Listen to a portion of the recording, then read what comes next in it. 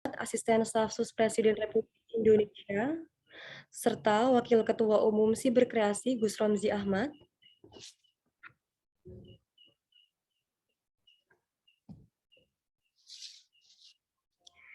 Yang kami hormati Ketua PBPMI Bidang Ekonomi dan Perdagangan, Sahabat Muh Arifin.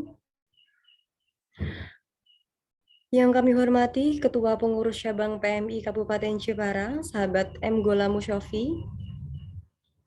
Yang kami hormati Ketua Bidang 2 Pengurus Cabang PMI Kabupaten Jepara, Sahabat Syahrul Junior, serta sahabat-sahabati yang saya sayangi.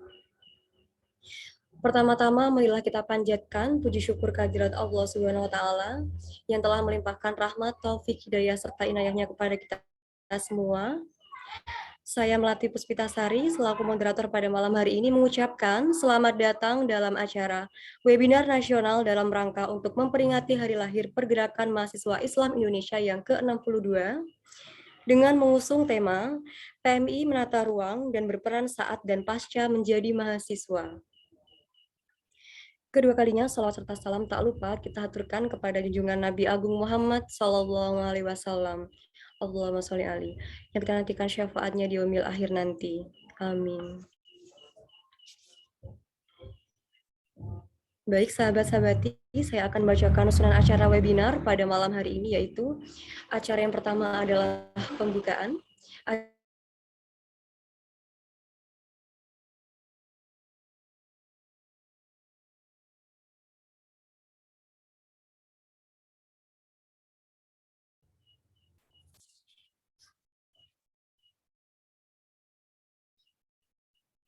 Mohon maaf ada sedikit gangguan.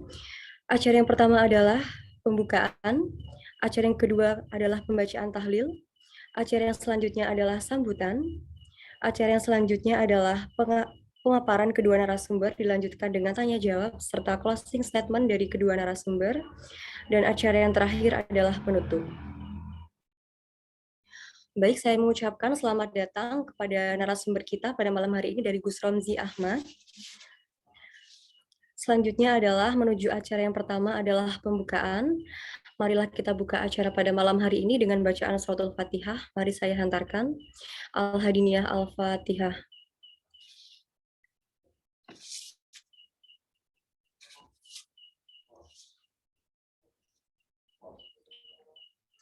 Terima kasih, semoga acara dapat berjalan dengan lancar.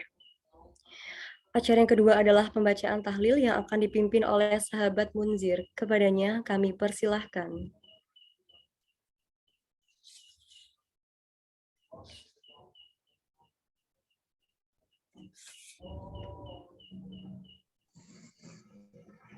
Cek, suara saya terdengar? Terdengar. Bismillahirrahmanirrahim. Alhamdulillah Nabi Mustafa Muhammad sallallahu alaihi wasallam wa alihi washabihi ikhwani min al-amin sallallahu alaihi wasallam sunifin majmin malakat wa sayyidi syabdin qadir an yakun sirrun sulhadrati ruhi jami' mu'assis jami'an adatul ulama sulhadrati jami' kawar mahadar min ahli la ilaha rasul insyaallah al-fatihah. A'udzu billahi minasyaitonir rajim. Bismillahirrahmanirrahim. Alhamdulillahi rabbil alamin arrahmanir rahim maliki yaumiddin. Iyyaka na'budu wa iyyaka nasta'in ihdinas siratal mustaqim. Siratal ladzina an'amta 'alaihim ghairil maghdubi 'alaihim waladdallin. Amin. Bismillahirrahmanirrahim. Qul huwallahu ahad, Allahus samad, lam yalid wa lam yulad wa lam yakul lahu kufuwan ahad. Bismillahirrahmanirrahim. Qul huwallahu ahad, Allahus samad, lam yalid wa lam yulad wa lam yakul lahu kufuwan ahad. Bismillahirrahmanirrahim. Qul huwallahu ahad, Allahus samad, lam yalid wa lam yulad wa lam yakul lahu kufuwan ahad.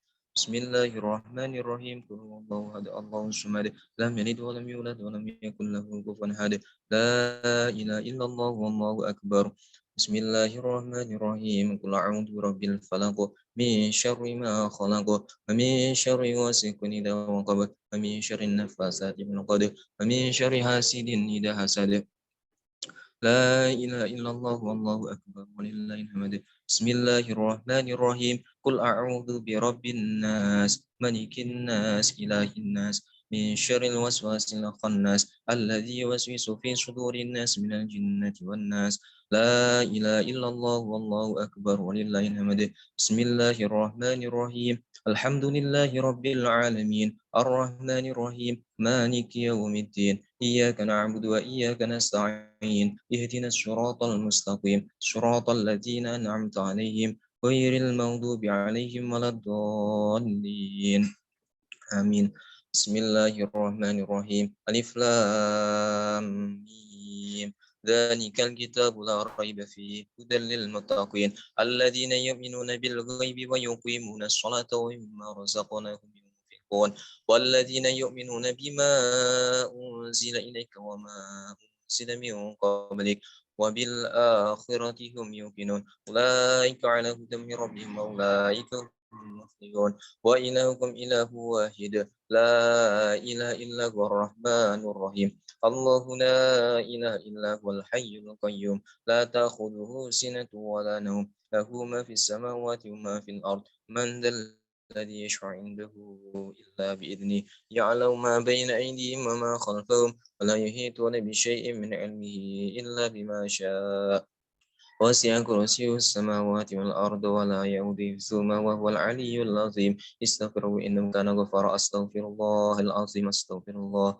العظيم أستغفر الله العظيم أستغفر الله العظيم أستغفر الله العظيم أستغفر الله العظيم اللهم صل وسلم على سيدنا محمد اللهم صل وسلم على سيدنا محمد اللهم صل وسلم على سيدنا محمد اللهم صل وسلم على سيدنا محمد اللهم صل وسلم على سيدنا محمد اللهم صل وسلم على سيدنا محمد قال رسول الله صلى الله عليه وسلم كلمتان خفيفتان على اللسان ثقيلتان في الميزان حبيبتان إلى الرحمن سبحان الله وبحمده سبحان الله العظيم سبحان الله وبحمده سبحان الله العظيم سبحان الله بحمده سبحان الله العظيم سبحان الله بحمده سبحان الله العظيم سبحان الله بحمده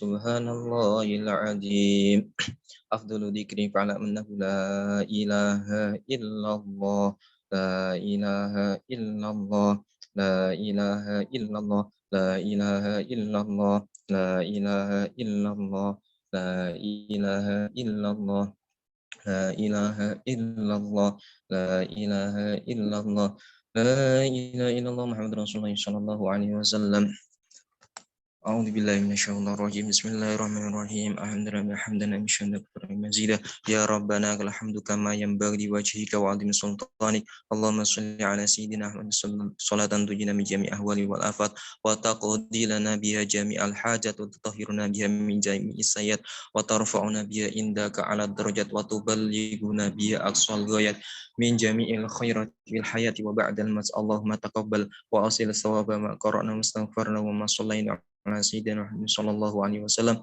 وعلى آله وأصحابه وإخوانه من الأنبياء والمرسلين والشهداء الصالحين والصحابة والمصنفين وجميع الملائكة والمقربين ثم حضر السلطان السيد الشعب القادر أجل قدر سنسيره ونزل حضر جميع القبور من المسلمين والمسلمات والمؤمنين والمشهد والمغارب والبرية ونزل حضر ديراهي وأنية هذا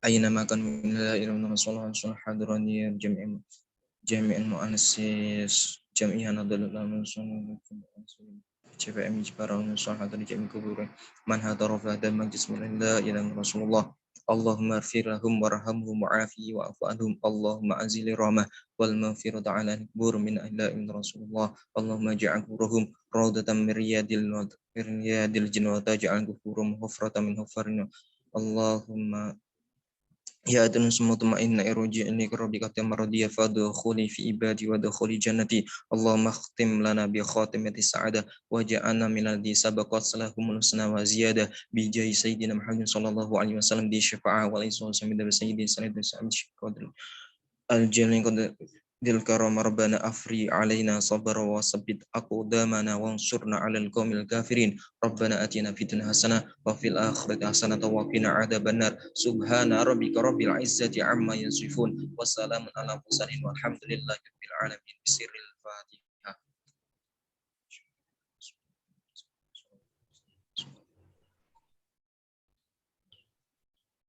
Kurang dan tidak lebihnya saya mohon maaf. Wallahul muwaffiq ila aqwamit thoriq. Wassalamualaikum warahmatullahi wabarakatuh.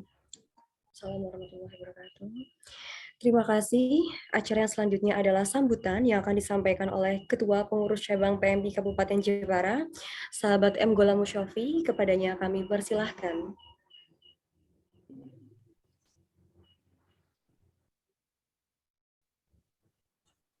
Assalamualaikum warahmatullahi wabarakatuh. Waalaikumsalam. Terdengar ya suara saya ya? Terdengar. Halo.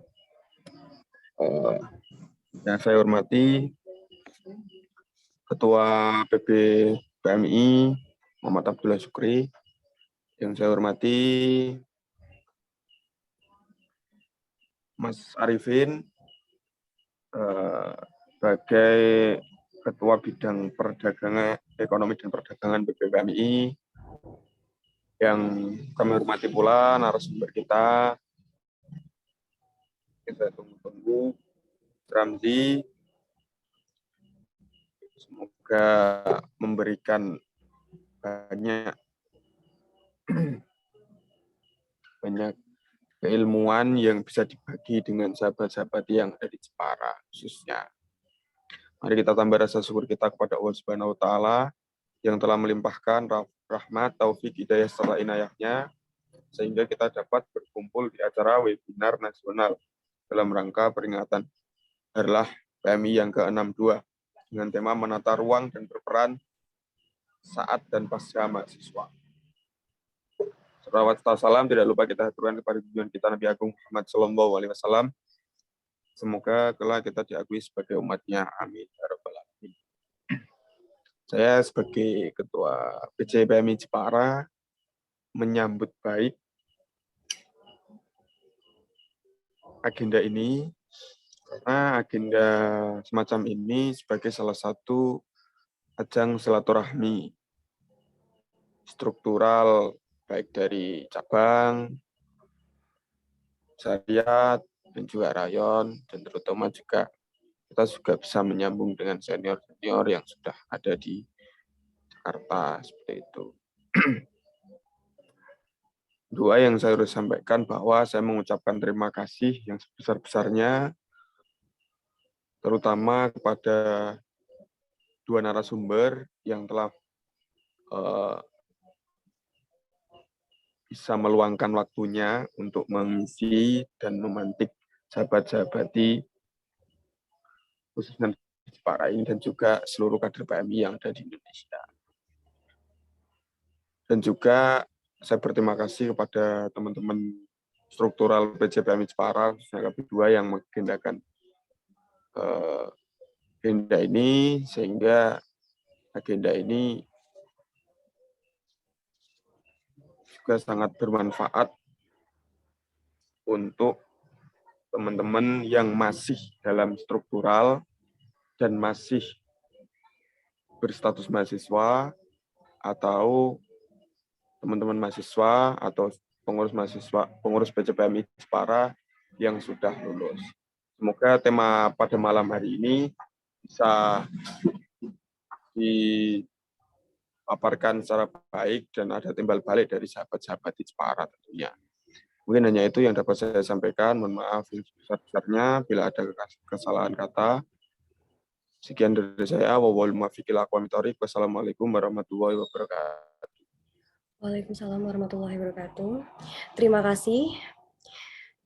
Baik sahabat-sahabati, kami mengucapkan selamat datang kepada narasumber kita yang kedua, sahabat Mu'arifin, dan kami juga mengucapkan selamat datang kepada Ibu Mayadina selaku Mabincap PCPMI Kabupaten Jepara. Acara yang selanjutnya adalah yang kita tunggu-tunggu, yaitu pemaparan materi dari kedua narasumber kita yang sangat luar biasa pada malam hari ini. Dan setiap narasumber nanti akan menyampaikan selama 30 menit ke depan. Narasumber yang pertama adalah dari Gus Romzi. Baik, saya akan membacakan kurikulum vitae dari beliau terlebih dahulu. Nama Romzi Ahmad, nomor telepon 081 110 7670. Alamat email beliau ahmadromzi@gmail.com. Instagram Romzi Ahmad. Alamat Jalan Mampang Perapatan 4 nomor 6, Kelurahan Tegal Parang Mampang, Perapatan, Jakarta Selatan. Baik, sahabat-sahabati, Gus Romzi adalah pegiat literasi digital. Saat ini ia aktif sebagai Wakil Ketua Umum Bidang Strategi Komunikasi dan Kreatif, Gerakan Nasional Literasi Digital Siberkreasi. Dan Gus Romzi juga bekerja sebagai asisten staf khusus Presiden Republik Indonesia, gugus tugas mahasiswa, pesantren, dan juga desa. Sangat luar biasa sekali ya, sahabat-sahabat. Baik, langsung saja kepada beliau kami persilahkan.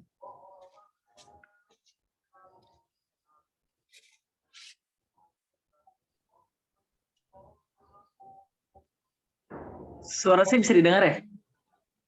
Bisa. Terima kasih Mbak Melati. Assalamualaikum warahmatullahi wabarakatuh. Alhamdulillah wassalatu wassalamu ala rasulillah. Sayyidina Muhammad ibn Abdullah wa alihi washabihi mawalah. Rabbi syarah li sadri wa yassir li amri wahlul 'uqdatam min lisani yafqahu qawli.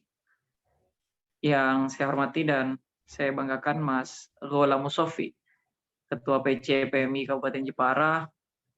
Mudah-mudahan sehat selalu dan sabar, karena ngurusin cabang nggak mudah ya. Saya pernah punya pengalaman di pengurus cabang juga. Mas Sahrul Junior, Ketua Bidang 2 PCPMI Kabupaten Jepara. Juga narasumber saya ada Mas Muhammad Arifin, Ketua PMII Bidang Ekonomi dan Perdagangan. Juga tentu saja teman-teman semuanya, Mbak Mabincap tadi yang juga hadir, terima kasih sudah hadir. Saya juga melihat ada banyak teman-teman semuanya dari PCPMI Jepara. Mudah-mudahan semuanya selalu sehat dan bersemangat dalam menjalani aktivitas. Saya Romzi Ahmad. Untuk teman-teman yang belum kenal, saya alumni PMII, gabung di PMII beberapa tahun yang lalu ya, belasan tahun yang lalu. Kemudian sekarang sudah purna tugas. Mungkin sekarang orang-orang sudah mulai lebih mengenal saya sebagai aktivis di pengurus pusat Ansor. Topik yang akan saya bawa, saya salah paham. Saya pikir pembicaranya ada 4, jadi saya tidak menyiapkan PowerPoint. Ternyata yang 2 ini hanya memberikan sambutan. Saya tidak menyiapkan PowerPoint karena tadinya saya pikir tidak mungkin punya waktu panjang kalau ada 4 pembicara. Ternyata pembicaranya cuma 2, jadi mungkin saya akan optimalkan untuk bisa menjelaskan topik yang akan saya diskusikan. Kalau yang disampaikan oleh teman-teman di PCPMI Jepara, kita akan mendiskusikan soal menata ruang dan berperan saat dan pasca mahasiswa. Ini mungkin saya akan sedikit menjelaskan soal positioning kita pada saat ingin mengambil peran. Sebenarnya bagaimana sih pada saat kita mau ambil peran di ruang publik itu, starting point-nya bagaimana. Sekarang saya hari ini bekerja sebagai asisten staf khusus Presiden Republik Indonesia. Tapi pada saat yang sama saya juga direktur pondok pesantren. Saya mengelola 5 pondok pesantren, 3 di Kalimantan, 1 di Lampung dan 1 di Cirebon. Kemudian saya juga wakil ketua umum bidang konten dan kreatif di Siberkreasi, Gerakan Nasional Literasi Digital, dia di bawah Kominfo, konsentrasi dalam peningkatan kapasitas literasi digital masyarakat Indonesia. Dalam kesempatan yang sama, saya juga CEO dari Pesantren Development. Saya punya 1 NGO khusus yang saya bina. Saya sebagai CEO di sana. Pesantren Development fokusnya pada peningkatan pondok pesantren ya, peningkatan kualitas pondok pesantren, tapi dari sudut tapi kita berharap pesantren ini bukan sebagai objek tapi sebagai subjek dari peningkatan itu gitu. Lalu kemudian yang lain, saya juga board advisor di OIC Youth, Organization of Islamic Cooperation, sebuah organisasi internasional negara-negara Islam di bawah OKI. Saya menyampaikan banyak hal ini, maksudnya satu hal. Saya ingin teman-teman melihat persona seorang manusia bernama Romzi dengan banyak aktivitas dan ragam tanggung jawab yang dimilikinya, beban yang dimilikinya, dan itu semuanya dilakukan pada saat yang sama. Artinya tadi profil yang saya bacakan itu saat ini identitas itu masih melekat di saya. Selain saya juga aktif di beberapa organisasi lah seperti di Ansor gitu ya. Saya juga ketua IKPMI di komisariat saya dan organisasi kemahasiswaan lainnya. Artinya setiap orang hari ini itu mengemban banyak sekali identitas dan juga banyak sekali tanggung jawab. Tapi kenapa kok semuanya bisa selesai? Jawabannya adalah karena generasi kita itu memang punya kemampuan multitasking ability yang sangat tinggi atau kemampuan melaksanakan banyak hal dalam satu waktu. Jadi kita ini multitasking. Karena kita ini multitasking, maka kita bisa menyelesaikan banyak urusan dalam satu waktu menggunakan kemampuan atau privilege yang dimiliki oleh kita itu yang tidak dimiliki oleh generasi sebelumnya. Banyak kajian yang menyatakan bahwa kemampuan multitasking itu didukung oleh exposure kita yang tinggi di social media dan penggunaan alat teknologi ya, wearable teknologi ataupun teknologi gadget seperti smartphone dan lain-lainnya. Hal itu membuat otak kita terbiasa mempartisi banyak kegiatan dalam satu waktu. Kalau dulu multitasking ability ini kemampuan melakukan banyak hal dalam satu waktu hanya dimiliki oleh perempuan. Coba deh bayangan misalnya gini ya, seorang ibu sedang masak di dapur, tiba-tiba dapat telepon, harus ngangkat telepon, kemudian jemuran, harus ngangkat jemuran, karena tiba-tiba hujan gitu ya, jadi harus angkat jemuran, ada yang ketuk pintu, buka pintu, kemudian anaknya nangis, harus buru-buru ke anaknya untuk karena dulu pekerjaan domestik itu banyak sekali dikerjakan oleh perempuan. Kemampuan perempuan melakukan banyak hal dalam satu waktu itu jauh lebih terasa daripada laki-laki. Laki-laki cenderung bekerja di satu tempat, kemudian melakukan hal yang itu saja. Tapi perempuan melakukan banyak hal dalam satu waktu. Tapi hal ini enggak, kecerdasan kalau dulu laki-laki itu yang cerdas di spasial ya, kemampuan spasial seperti menggambar pasti kalau kita ngelihat tokoh-tokoh ternama ya, pelukis-pelukis populer di dunia maupun di Indonesia pasti yang terkenal laki-laki karena kemampuan spasial laki-laki punya kemampuan lebih tinggi.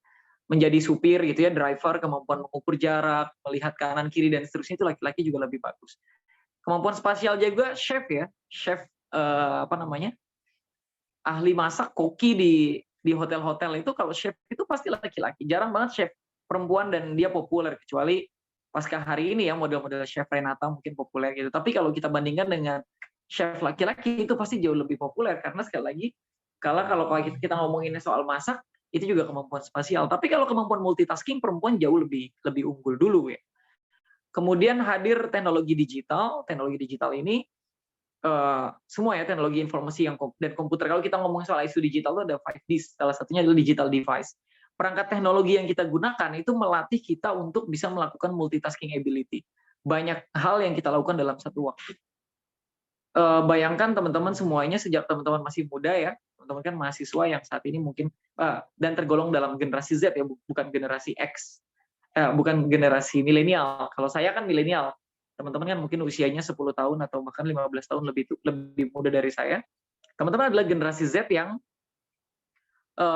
secara kapasitas yang kalau dalam sudut pandang digital, teman-teman itu digital native, warga asli digital. Kalau kami itu digital imigran. Kita sempat mengalami masa-masa analog, kemudian kita bermigrasi ke masa-masa digital. Sementara teman-teman ini digital native, warga asli digital. Sebagai warga asli digital, teman-teman pasti jauh lebih akrab dengan teknologi ini. Teman-teman udah bermain sosial media, main game online, itu dari teman-teman usia belasan gitu ya. Saya usia belasan kayaknya masih permainan yang saya lakukan masih permainan-permainan yang belum betul-betul melatih multitasking, kemampuan berpikir kita. Nah, game-game yang dimainkan oleh anak-anak waktu itu teman-teman masih anak-anak ya. Anak SMA, anak SMP, game-game yang dimainkan itu melatih decision making, pengambilan keputusan, melatih problem solving, penyelesaian masalah. Misalnya ada seorang anak SMP umur 13 tahun sudah boleh download Free Fire gitu ya atau PUBG atau Mobile Legend.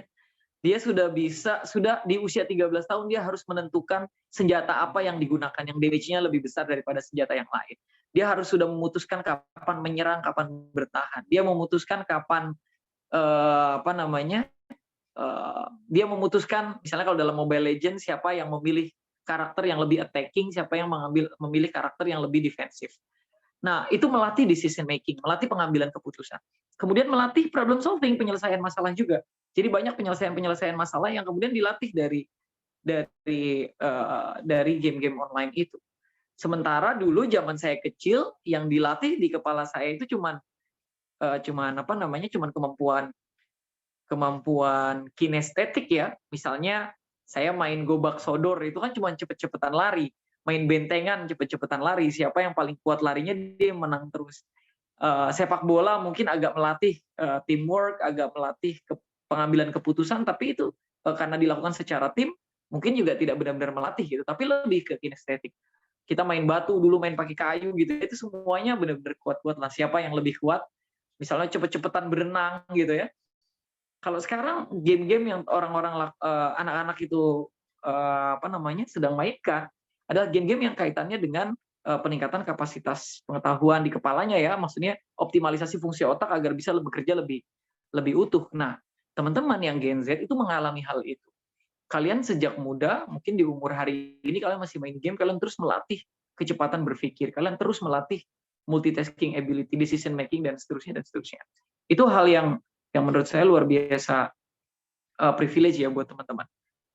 Kalau diperbolehkan saya mau share screen ya.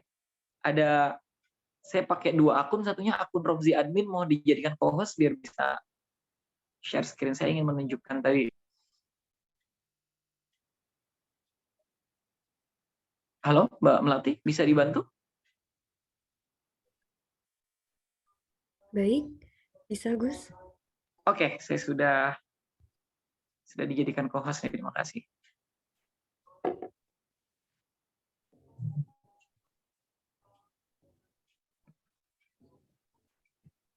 Saya punya waktu berapa lama ya Mbak Melati ya? Sisa berapa lama ini? Sisa 10 menit masih ada? Masih ada Gus, masih panjang. Kurang lebih 25 menit. Oke, ini yang tadi saya bilang. Kita ngomongin soal persona Romzi ya. Saya bukan dalam rangka pamer atau tahadus bini. Enggak ngomongin itu. Ini lagi coba kita mempelajari persona Romzi sebagai seorang manusia. Ini personanya ini ya. Persona itu figurnya. Kita ngomongin figurnya. Dia melakukan banyak hal dalam satu waktu gitu.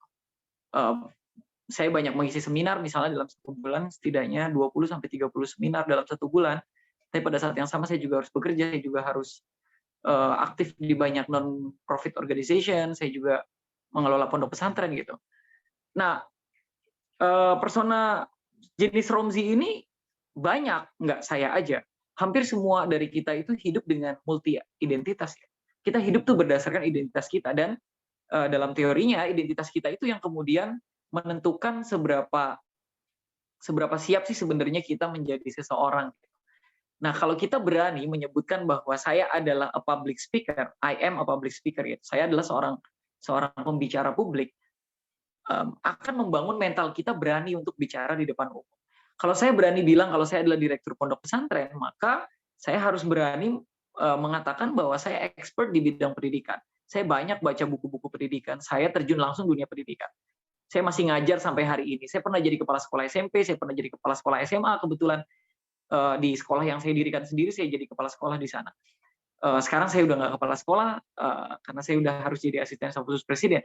Artinya, saya harus berani. Sebagai asisten staf khusus presiden, saya harus memahami konteks pekerjaan saya, apa yang harus saya lakukan gitu ya.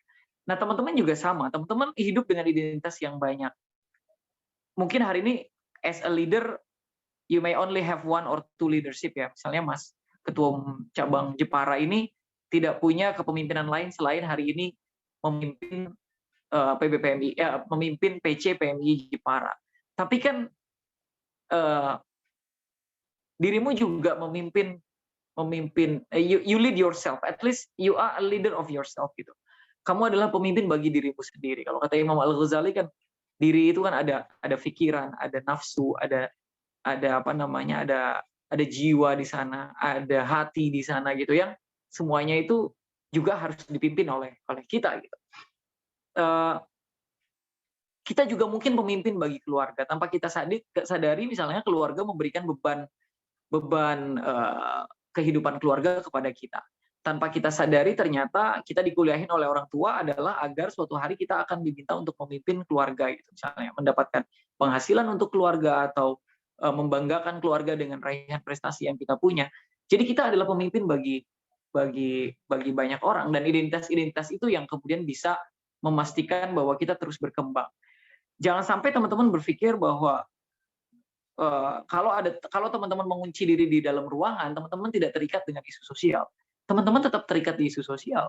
Kalau kalian mengunci diri di kamar, misalnya menjadi seorang sufi yang kemudian terus berzikir gitu ya, Allah, Allah, Allah gitu, setiap nafasnya ada apa namanya, ada nama-nama Sang Pencipta gitu. Teman-teman juga bagian tetap terkait dengan isu sosial. Misalnya kalau masuk ke isu unemployment, misalnya teman-teman akan masuk ke statistik tidak bekerja, misalnya pengangguran gitu ya. Teman-teman juga masuk ke dalam statistik seorang muslim, teman-teman masuk ke statistik warga Indonesia, teman-teman masuk ke statistik warga Jepara gitu. Jadi bahkan kalau kita tidak melakukan apapun, kita itu bagian dari identitas-identitas itu. Kalau kita melakukan sesuatu, artinya di tempat di mana identitas kita itu ada, kita tuh jauh lebih bermakna. Nah, itu yang mau saya dorong teman-teman semuanya untuk bisa lebih optimal di situ. Nah, manusia yang namanya Romzi ini bisa menyelesaikan banyak hal dalam satu waktu. At the end of the day gitu ya, pada akhirnya saya punya kesimpulan bahwa ujungnya adalah kepemimpinan dan komunikasi, leadership and communication. Ini dua hal yang menurut saya perlu terus teman-teman asah. Kepemimpinan ini banyak sekali instrumennya. Ada courage di sana, keberanian ya. Ada curiosity, rasa penasaran di sana.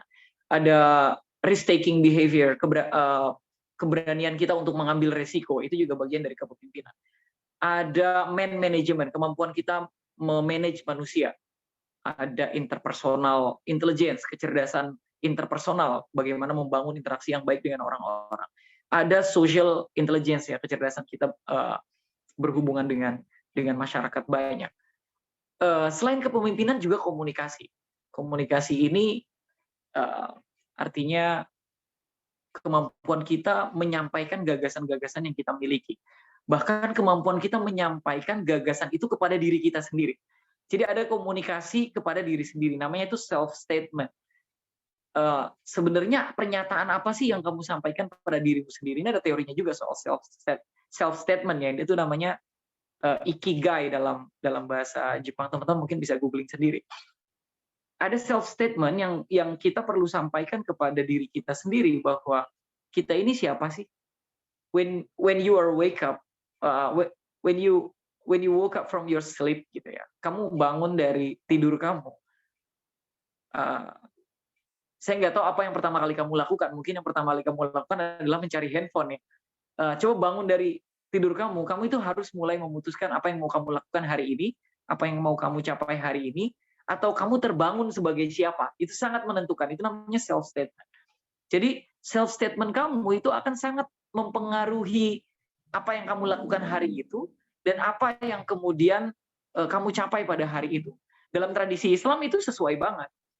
Misalnya ada fa'idza azamta fatawakkal 'ala Allah. Kalau kita udah punya azam, kalau kita udah punya niatan dalam hati kita, maka kita pasrahkan sama Allah Subhanahu wa taala and let God decides gitu ya. Kita membiarkan Allah Subhanahu wa taala untuk menentukan apakah azam kita itu kemudian didukung penuh oleh Allah atau kemudian didukung separuh atau kemudian Allah meminta kita untuk melakukan hal lain yang sebenarnya kita azamkan itu. Nah, itu self statement itu bisa dilakukan, dibangun sejak kamu baru bangun tidur. Jadi saat baru bangun tidur, kamu tahu hari ini apa yang mau kamu capai, hari ini apa yang mau kamu lakukan. Gitu. Dalam satu hari misalnya saya kadang-kadang ada 4 seminar ya, 4 acara, biasanya 2 offline, 2 online gitu. Saat bangun tidur itu otak saya udah mulai saya siapkan. Saya akan bicara di 4 forum dengan 4 audiens berbeda, dengan 4 materi yang biasanya berbeda juga. Jadi apa yang harus saya siapkan pagi ini? Pertama saya siapin mental saya, berikutnya saya siapin materinya, Berikutnya saya siapin fisik saya agar saya memastikan fisik saya juga bisa optimal gitu. Jadi saya mencoba mencapai the best part of me gitu ya. The best version of me, sorry. The best version of me. Saya mencoba berusaha menjadi versi terbaik diri saya. Ada satu statement yang saya suka banget, saya lupa siapa yang ngomong.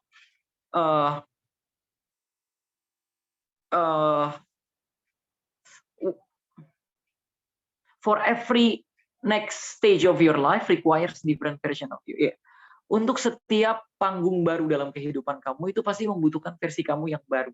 Nah, kalau kamu punya panggung yang banyak, misalnya saya adalah pegiat literasi digital yang berkomunikasi dengan ragam jenis manusia, perusahaan-perusahaan yang konsentrasi di isu digital, kemudian orang-orang yang nggak ngomongin agama, maka saya menjadi versi Romzi yang berbeda.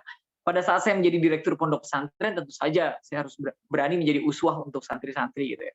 Saya asisten staf sus presiden, saya harus jadi profesional, saya harus agak sedikit birokratis dan seterusnya. Jadi for every next stage of your life itu selalu butuh gambaran kamu yang baru, versi kamu yang baru yang paling cocok untuk disesuaikan dengan peran yang ingin kamu ambil, karena topik yang kita sedang bahas ini kan soal ambil perannya, soal kita mau perannya kayak gimana. Kamu hari ini mahasiswa, peran yang mau kamu ambil apa? Kalau kamu mau dianggap otoritatif untuk bicara 1-2 hal tertentu terkait background pengetahuan kamu harus menyelesaikan sarjana dulu. Kalau kamu misalnya gini, kamu kan misalnya kuliah jurusannya PAI ya, Pendidikan Agama Islam. Karena kamu kuliah jurusan PAI, kamu dianggap paling otoritatif untuk ngomongin soal Islamic education gitu, soal pendidikan agama Islam. Kamu lebih otoritatif daripada orang yang kuliah jurusan ekonomi Islam. Orang yang kuliah jurusan ekonomi Islam akan dianggap otoritatif untuk ngomongin ekonomi Islam. Otoritas pengetahuan yang terkait dengan pendidikan agama Islam yang memiliki adalah anak yang kuliah jurusan PAI. Nah, ada lagi anak yang kuliah jurusannya jurnalistik. Nah, untuk kaitannya sama jurnalistik, tentu saja profesi jurnalis harusnya yang paling otoritatif adalah orang yang kuliah di jurnalistik itu. Nah, teman-teman juga harus ada self statement gitu di dirinya. Kamu kuliah jurusan apa hari ini?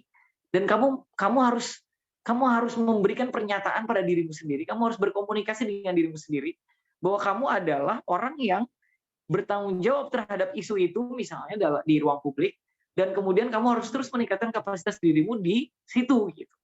Atau kamu kuliah jurusannya pendidikan, boleh kuliah jurusannya ekonomi, boleh kuliah jurusannya yang lain. Tapi kamu kemudian aktif di salah satu isu tertentu. Kamu aktif di isu lingkungan misalnya. Kamu suatu hari bangun tidur kesulitan bernafas karena kok kayaknya udara semakin panas aja ya di Jepara gitu ya. Akhirnya kamu memutuskan, wah kayaknya global warming nih udah benar-benar, pemanasan global ini benar-benar kerasa nih, udah bahkan kerasa di Jepara. Akhirnya kamu memutuskan untuk menjadi seorang aktivis lingkungan hidup. Nah, keputusan kamu menjadi aktivis lingkungan hidup itu harus diiringi dengan semangat kamu dalam meningkatkan pengetahuan soal lingkungan hidup tadi gitu. Jangan sampai kamu mau jadi aktivis lingkungan hidup tapi kamu nggak paham Sustainable Development Goals misalnya yang terkait dengan isu lingkungan. Kamu nggak paham misalnya sebagai orang yang santri juga misalnya karena kalian karena kalian juga belajar agama juga dulu zaman SMP SMA-nya misalnya di pesantren, harusnya kamu udah mulai di pengetahuan keagamaan yang terkait dengan isu lingkungan. Nah, jadi pada saat kamu bicara isu lingkungan, kamu bisa interdisciplinary studies ya, studinya interdisiplin. Misalnya, karena kamu kuliah jurusan ekonomi, kamu alumni pesantren, kemudian kamu kuliah jurusan ekonomi ya, dan kamu alumni pesantren, dan kamu pegiat lingkungan hidup. Jadi kamu bisa ngomongin soal isu lingkungan hidup dari sudut pandang ekonomi dan di sudut pandang keagamaan. Ini namanya interdisciplinary studies gitu. Tapi self statement-nya harus kuat. Kamu harus benar-benar menyatakan pada diri kamu sendiri bahwa kamu pantas mendiskusikan itu karena kamu punya pengetahuannya gitu. Jadi komunikasi sekali lagi ini bukan cuma komunikasi keluar ya, tapi komunikasi juga ke dalam diri kamu sendiri gitu. Jadi kamu harus punya self statement tadi gitu. Identitas yang kamu punya hari ini itu kamu refleksikan sebagai sebuah statement. Statement-nya adalah bahwa kamu mampu dan kamu layak untuk bisa berada di posisi hari ini atau menempati posisi strategis di tahun-tahun berikutnya. Nah, teman-teman, ini ada the 4D of education ya, ini 4 dimensi dalam pendidikan. Jadi kalau kamu mau jadi versi terbaik kamu, tadi kan saya bilang requires you require a different version of you gitu for every next stage of your life gitu. Nah, ini ada 4 dimensi. Apa sih yang perlu kamu upgrading gitu ya? Yang pertama adalah you have to make sure that you upgrade your knowledge. Kamu upgrade pengetahuan kamu. Kemudian upgrade skill kamu, keterampilan ya. Komunikasi itu bagian dari keterampilan. Berbicara depan publik itu keterampilan. Meyakinkan orang lain itu juga bagian dari keterampilan juga ya. Kamu merangkai kata untuk bisa meyakinkan orang lain itu bagian dari keterampilan juga. Ada knowledge, ada skills, ada karakter. Nah, kalau karakter ini kepribadian. Kalau karakter ini bagian dari kepribadian ya, yang ini membuat kamu bisa membangun kesan yang baik. Ada istilah membangun kesan itu lebih baik daripada menyampaikan pesan. Artinya pengetahuan yang kamu sampaikan terus-menerus itu bisa jadi tidak didengarkan orang, tapi kesan kebaikan yang kamu hadirkan dalam interaksi kamu kepada orang lain bisa jadi itu jauh lebih disukai oleh banyak orang gitu. Jadi banyak yang berpikir karakter ini jauh lebih penting daripada pengetahuan, tapi buat saya tiga-tiganya penting. Ada knowledge itu what we know and understand, apa yang kita tahu dan kita pahami.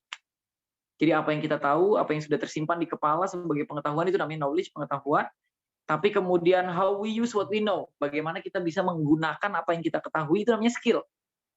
Jadi seorang ekonom belum tentu dia punya skill jual beli. Karena jual beli ini kaitannya sama keterampilan. Bagaimana kita mengetahui ada supply, ada demand, misalnya gitu ya. Supply dan demand ini saling mempengaruhi harga. Kalau supply-nya tinggi, demand-nya kurang, harganya pasti jadi murah. Kalau supply-nya terbatas, demand-nya tinggi, berarti harganya jadi mahal, misalnya gitu ya. Skill itu memastikan kamu memahami itu dan mengimplementasikannya dalam laku jual beli. Tapi kalau cuma pengetahuan aja, kamu sebagai pengamat ekonomi ya kamu hanya ada di satu diagram knowledge tadi ya, ini kan diagram Venn ya, saling beririsan. Kemudian kalau karakter itu how we behave and engage in the world. Bagaimana kita berperilaku dan membangun hubungan, mengkoneksikan diri dengan dunia. Nah, ini kan namanya 4D ya, 4 dimension. Ada 4 dimensions of education. Jadi pendidikan itu punya 4 dimensi. Dimensi yang paling besar adalah kamu menggabungkan tiga-tiganya dalam satu lingkaran besar itu. Nah, saya berharap teman-teman juga sama ya, kamu berada di lingkaran terbesar itu di mana kamu menggabungkan antara pengetahuan, keterampilan, dan karakter yang kamu miliki hari ini. Nah, teman-teman semuanya ini saya mau mungkin sedikit aja ya. Ini kaitannya sama public speaking sih, tapi saya cuma mau ngomongin bahwa ini manusia yang namanya Romzi ini kadang-kadang harus berpindah dari satu stage ke stage berikutnya. Ini saya yang Wakara ini saya ngomong depan direktur BNI Syariah, BRI Syariah dan semuanya lah. Saya ngomongin soal hubungan antara teknologi digital dan peningkatan spiritualitas dan keagamaan orang gitu. Bagaimana anak muda menggunakan pengetahuan digital untuk penguatan keimanan dan spiritualitas mereka. Kalau di bawah ini saya sebagai CEO di Presenter Development diundang podcast. Ini 2 stage yang berbeda ya, 2 panggung yang berbeda. Ini juga panggung berbeda yang lain. Saya ngisi nasihat pernikahan di sebuah pengajian bapak-bapak, ibu-ibu gitulah, ada anaknya yang mau nikah terus minta saya untuk ngisi nasihat pernikahan. Saya memberikan nasihat pernikahan, di sebelah kanannya saya menggelorakan semangat menjadi mahasiswa kepada anak-anak baru di UIN Syarif Hidayatullah Jakarta yang di Jakarta gitu. Saya diundang untuk jadi narsum, menggelorakan semangat gitulah, kalian adalah intelektual tertinggi di Republik ini, harus bertanggung jawab terhadap apa yang terjadi di masyarakat dan seterusnya gitu ya. Ini 2 panggung yang berbeda. Dengan ini sudah 4 panggung berbeda. Ini saya sebagai pegiat literasi digital melatih teman-teman Bawaslu yang bagaimana peningkatan pengelolaan sosial media dan untuk lembaga negara ya. Bawaslu kan bagian dari lembaga negara.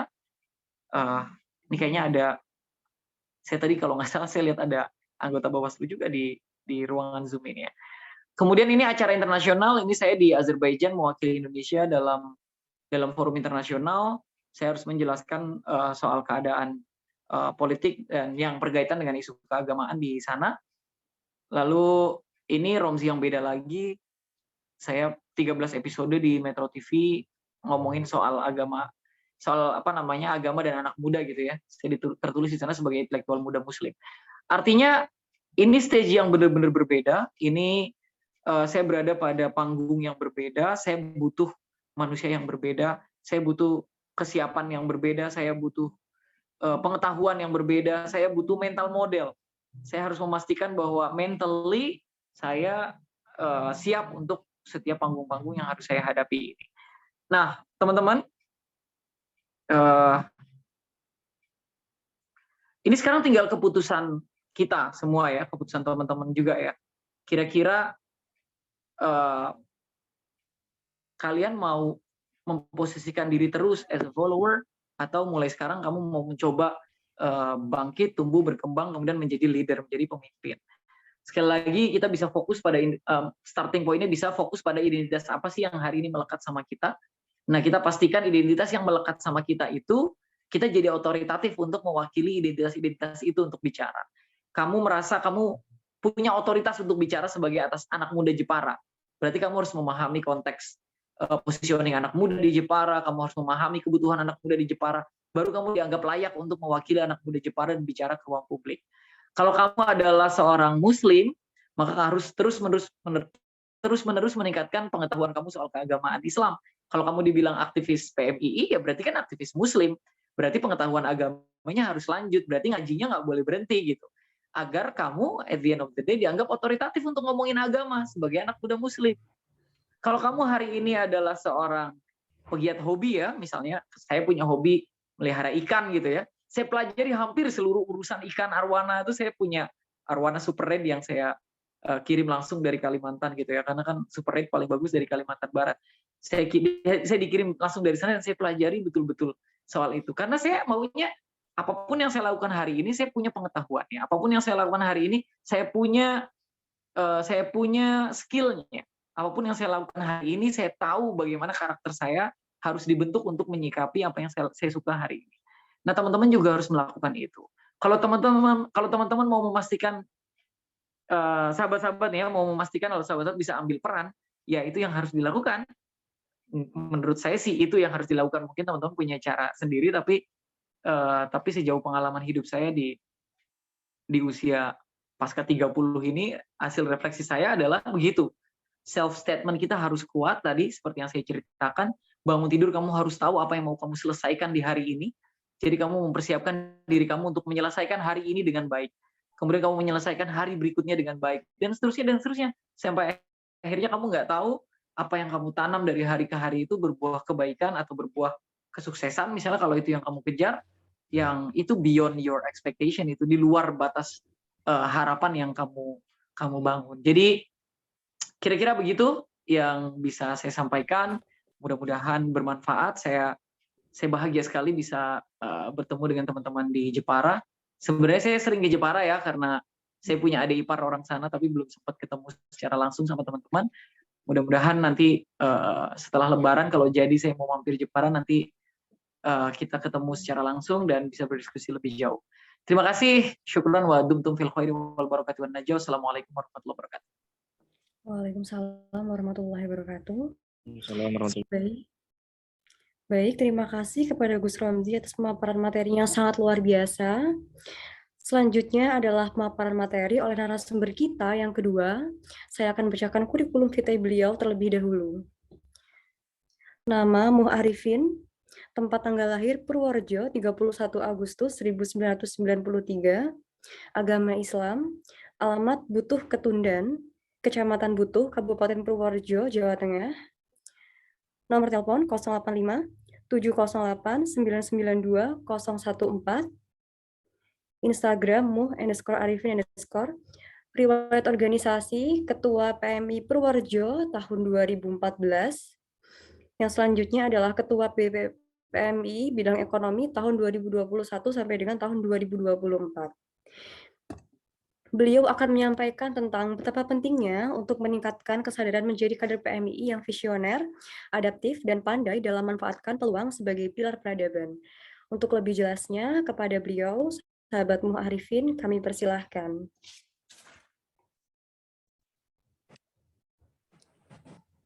Assalamualaikum warahmatullahi wabarakatuh.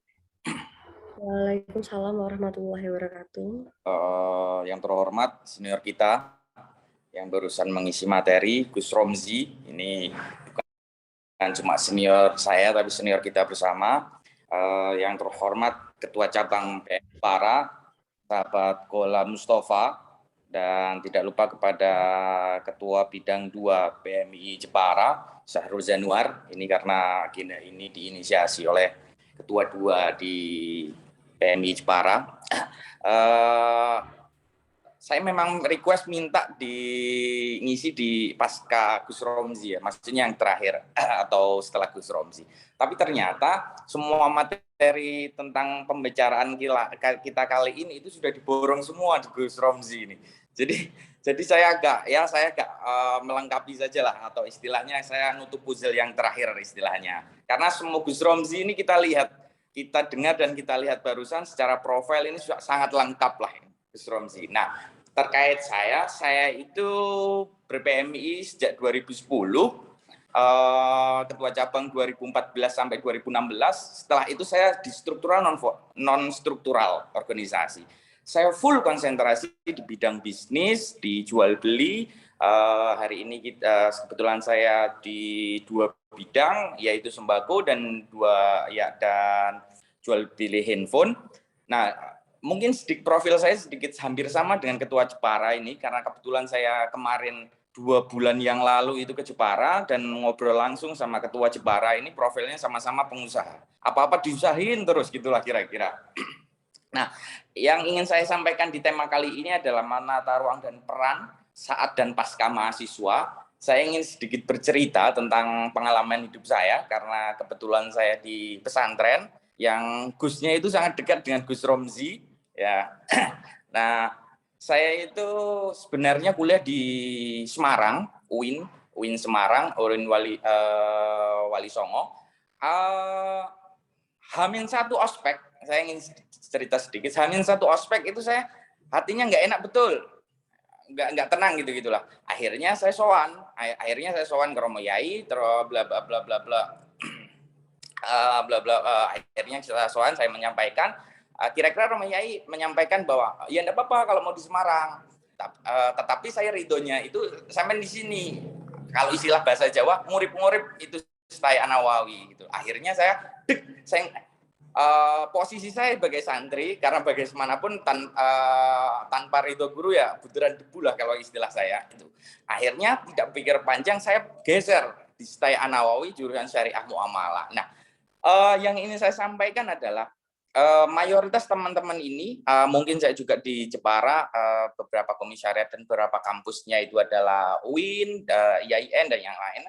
Saya ingin menyampaikan bahwa betapa banyaknya di kita, teman-teman itu pasca selesai kuliah SMA, untuk menentukan jurusan kuliah saja, kita itu masih bingung kadang. Ini berdasarkan pengalaman. Kita lulus SMA aja, itu menentukan jurusan mau kuliah aja masih bingung. Akhirnya dengan profilnya masing-masing, dengan pengalaman pribadinya masing-masing, seperti saya tadi yang saya sampaikan, akhirnya saya menentukan jurusan yang ada di kampus pesantren saya. Mungkin pengalaman ini juga sedikit banyak teman-teman mengalami. Nah, untuk menentukan jurusan saja, apa yang tadi Gus Romzi sampaikan, kemampuan diri kita, kadang kita itu tidak mengetahui kemampuan diri kita sendiri.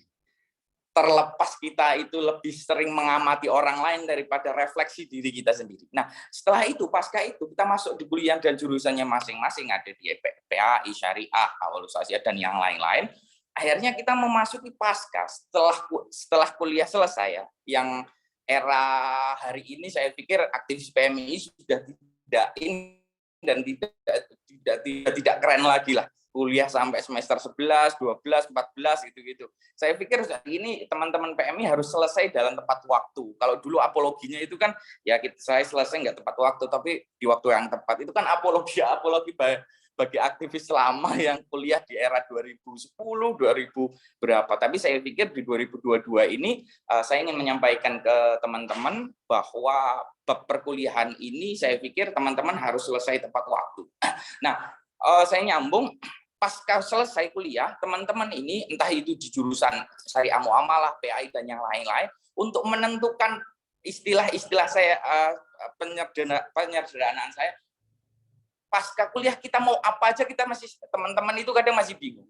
Ada yang akhirnya pada yang jurusannya syariah jadi guru, yang PAI akhirnya jadi Bawaslu, KPU dan yang lain-lain itulah. Kalau itu tadi saya mengutip kata-kata Gus Romzi, ini multitaskingnya anak PMI lah. Nah, memilah dan memilih apa yang harus kita lakukan dan peran apa yang harus kita lakukan. Teman-teman PMI ini hari ini banyak obrolan bahwa teman-teman PMI terlalu banyak di politik, terlalu banyak roadmap grand design-nya terlalu politisi dan yang lain. Saya bicara tentang, saya ingin menyampaikan bahwa tidak semua teman-teman ini harus terjun di politik.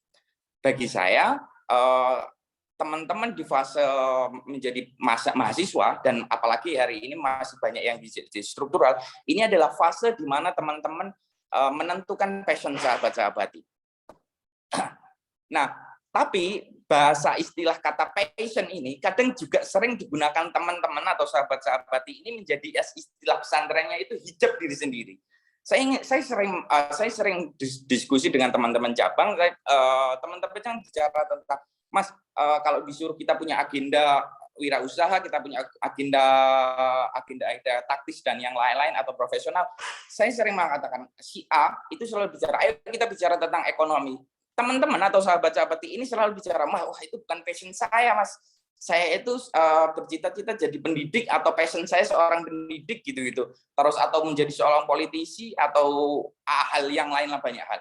Tetapi di hal yang lain juga itu akan bicara hal-hal yang seperti itu. Jadi berpengalaman saya, kadang passion itu bukan menjadi motivasi, tapi menjadi hijab bagi kita sendiri. Teman-teman itu menjadi hijab, passion itu itu menjadi hijab bagi kita sendiri. Akhirnya saya sendiri menyimpulkan, bagi fase teman-teman yang masih menjadi statusnya mahasiswa, entah S1, entah S1 ya, terutama S1. Kalau S2 biasanya dia sudah mampu menentukan arah gerak dan arah tujuan hidupnya. Nah, apalagi di struktural ini, Pak Rayon, komisariat, dan cabang, saya pikir itu fase di mana sahabat-sahabat ini menentukan dan mencari passion. Jadi kira-kira si A atau si Arifin ini, dalam konteks si cabang, komisariat, dan rayon ini ada pelatihan usaha-usaha, enggak usah antipati, ya ikut-ikut aja. Terus ada pelatihan, apalagi dari sesi formal ya, ada MAPAPA, PKD, PKL, PKN,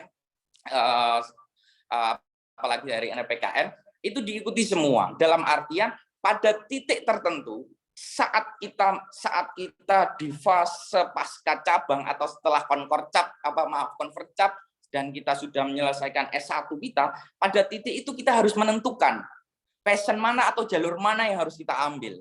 Atau istilah tadi kalau Gus Romzi ini kan tidak harus memilih, kita bisa melakukan semuanya, karena hari ini multitasking itu tidak hanya dimiliki wanita lah ya. Nah, saya pikir di fase-fase mahasiswa, di fase-fase sampean menjadi struktural, itu adalah fase sampean menentukan passion sampean, atau istilahnya mencari passion yang harus sampean tentukan setelah itu. Jangan sampai kalau istilah Gus Romzi itu bangun tidur aja kita masih bingung mau ngapain. Nah, jangan sampai kita ini pasca bercabang, berorganisasi, pasca kita menjadi mahasiswa, kita masuk di fase pasca mahasiswa, pasca struktural, kita mau apa aja masih bingung. Saya pikir di fase cabang komisar rayon itu kan 1 periode 1 tahun ya kurang lebih. Komisariat 1 tahun, cabang juga masih 1 tahun, ada terus menjadi kader kurang lebih 1 tahun 2 tahun, ada fase 4 tahun sampai 5 tahun yang dimana sahabat-sahabat ini harus menentukan dan mencari, pada titik akhirnya harus menyimpulkan dan mengambil keputusan sahabat-sahabatnya mengambil jalur apa. Per hari ini saya ingin bercerita tentang pasca cabang dan pasca mahasiswa. Saya menentukan diri saya menjadi wirausaha. Nah, setelah penentuan itu, akhirnya bahasa yang tadi saya adalah memantaskan diri menjadi apa, menjadi profil kita. Kalau saya menjadi wirausaha, pengetahuan ekonomi, akuntansi, marketing, terus investasi dan yang lain. Apalagi hari ini bicara tentang ekonomi, ini kita sudah dihadapkan era yang dimana jual beli itu tidak harus kelihatan dalam artian barang, enggak. Nggak melulu harus jualan kursi, Mas Golam lah kira-kira. Kursi, meja, dan yang lain-lain. Kita bisa jualan saham, jualan banyak hal lah. Apalagi hari ini era marketplace yang luar biasa. Sedikit cerita, karena saya kebetulan teman akrab saya Mas Fadli juga dari Jepara dan mantan ketua cabang Jepara, dia pernah bercerita bahwa era dia jadi ketua cabang 2014-an, dia tak tanya, omset sampean berapa, Mas? Omset ya, bukan laba ya. Kalau laba ini saya tidak bisa bicara di hadapan kader-kadernya. Pasti pasca saya buka labanya, pasti teman-teman berbondong-bondong minta proposal lah kira-kira itu. Saya tanya, omsetnya berapa? 1 sampai 2 M. Nah, dengan basis bisnis properti 1 sampai 2 M itu kan labanya bisa dibayangkan sendirilah betapa besarnya. Tetapi terakhir saya diskusi dengan Mas Fadli, banyak hal yang Mas Fadli keluhkan, salah satunya adalah di marketplace. Banyaknya penjual marketplace yang hari ini di istilah teman-teman menjual itu adalah dropship. Bukan dia pemilik barang, tapi dia cuma copy paste dari lapak orang, dia jual dengan harga yang lebih murah dan yang lain-lain. Itu menjadi tantangan terbaru. Nah, pada kali ini saya akan bicara tentang, pada fase ini saya akan bicara tentang adaptif. Bagaimana era di mana hari ini, dulu siapa yang orang bicara tentang bisnis wartel itu tidak menggiurkan dan tidak menguntungkan. Sangat menguntungkan itu wartel, era-era 2010, era-era 2005, 2006 dan yang lain. Tapi hari ini siapa yang mau bicara tentang membuka unit usaha wartel? Nggak ada. Atau dulu era-era saya kecil di warnet, semua game itu di warnet. Hari ini kita itu masih fase di mana kita jualan nggak harus punya lapak dalam artian toko, ruko dan yang lain-lain. Kita bisa menjual lapak kita di marketplace kita. Nah, itu salah satu contoh di mana era itu berkembang dan kita itu tidak bisa membendung zaman. Dikala zaman itu sudah mengalir begitu deras, mau tidak mau kita harus survive di era yang hari ini begitu deras. Bisa fase satu orang di era kita, atau tadi istilahnya generasi Z, sahabat-sahabat. Kalau saya kan generasi milenial lah ya, bukan generasi kolonial lah ya. Nah, di generasi Z ini satu periode manusia itu bisa mengalami 2 sampai 3 fase pergantian zaman, fase pergantian era, di mana dulu kita akan mengalami era telepon wartel ke gadget. Hari ini bisa di mana contoh saya bisnis HP, handphone, gadget dan yang lain-lain. Mungkin di 10 tahun yang akan datang nggak ada orang pakai gadget. Mungkin atau istilahnya ganti pakai apa dan yang lain-lain. Terus apakah saya akan mempertahankan bisnis gadget saya? Nggak mungkin juga.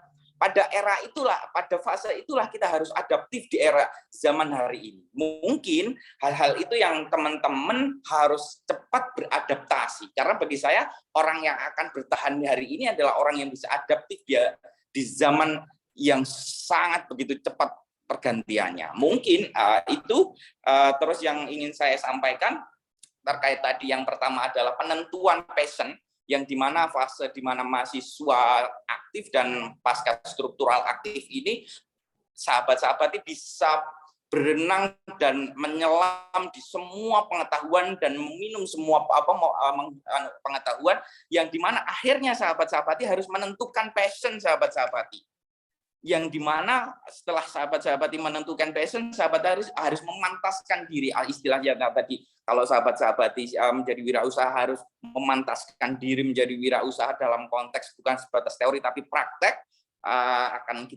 Kalau dulu zaman saya SMA selalu bicara tentang angka-angka, hari ini kita real bicara tentang angka-angka, terus atau yang menjadi pendidik bagaimana cara memantaskan diri menjadi pendidik atau menjadi politisi, public figure dan yang lain-lain. Saya pikir itu harus memantaskan diri. Nah, pada fase itu, pada pasca itu, penentuan arah perjuangan, saya sedikit ingin cerita bahwa sering kita bicara tentang dakwah ya. Dulu itu kan kita bicara tentang dakwah itu kan kalau nggak dampar ya panggung, kalau pesantren itu kan. Kalau nggak ngaji dampar, istilahnya ngasasai dan lain-lain, ya di panggung. Saya pikir hari ini saya melihat Gus Romzi dan yang lain-lain, di era ini kita itu bisa berdakwah dengan profesi kita masing-masing.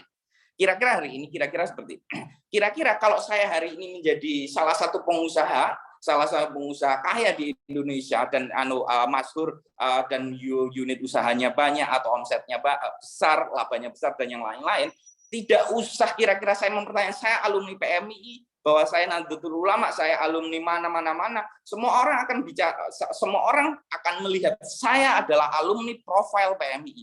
Itu tanpa sadar kita mendakwahkan hal-hal yang pernah kita latar belakang kita, atau seorang profesional, seorang dokter dan yang lain-lain, enggak usah ditanya, enggak usah menyampaikan saya itu siapa, saya itu profilnya bagaimana dan yang lain-lain. Orang-orang akan langsung mencap, oh si A berlatar belakang PMI, Nahdlatul Ulama dan profilnya atau dari Cabang Jepara dan yang lain-lain. Saya pikir dakwah kita hari ini masuk fase itu. Bukan saya mengatakan bahwa dampar dan panggung itu uzur, tidak. Saya pikir karena tradisi kita kan, kalau saya mengutip istilahnya Gus Ramzi, al-muhafatul afdul jadidil aslalah, kira-kira. Itu tradisi-tradisi lama itu kita harus lestarikan yang baik-baik itu. Tetapi bahwa nilai-nilai hari ini yang baik itu juga harus kita ambil. Mungkin itu yang bisa saya sampaikan, karena saya biasa bergulat dan bicara tentang angka-angka. Kali ini saya bicara tentang harus sedikit bicara tentang fase speaking kayak Gus Romi dan yang lain-lain. Mungkin itu yang bisa saya sampaikan. Yang pertama adalah fase di mana sahabat-sahabat harus menentukan passion, mencari passion, karena fase sahabat-sahabat ini kan mencari, belum menentukan, kecuali yang sudah menemukan itulah. Setelah menemukan harus memantaskan diri, setelah itu apapun perjuangan yang ditentukan sahabat-sahabati harus menentukan passionnya, dan sahabat-sahabati harus tahu konsekuensi dalam perjuangan sahabat-sahabati. Mungkin itu yang bisa saya sampaikan. Baiknya salahnya mohon maaf. Wassalamualaikum warahmatullahi wabarakatuh. Waalaikumsalam warahmatullahi wabarakatuh. Terima kasih kepada sahabat Arifin atas materinya sangat luar biasa. Nah, mungkin di sini sahabat-sahabat juga dapat terpengaruh ya bagaimana caranya untuk menjadi wirausahawan yang sukses seperti sahabat Arifin ini. Dan juga bagaimana sahabat-sahabat itu dapat menentukan sebuah passion seperti itu. Baik sahabat-sahabati, acara yang selanjutnya adalah tanya jawab. Akan dibuka tanya jawab setiap narasumber dengan 2 penanya. Kepada sahabat-sahabati, kami persilahkan.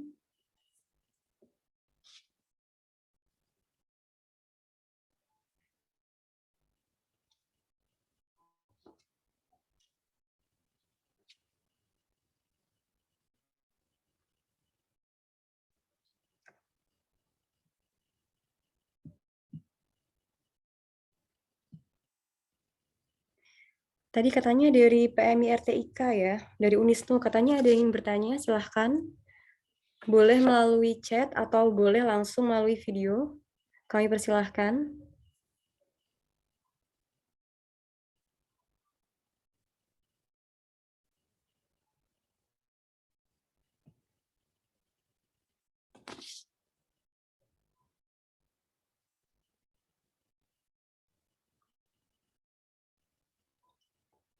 Baik, melalui chat kami persilahkan.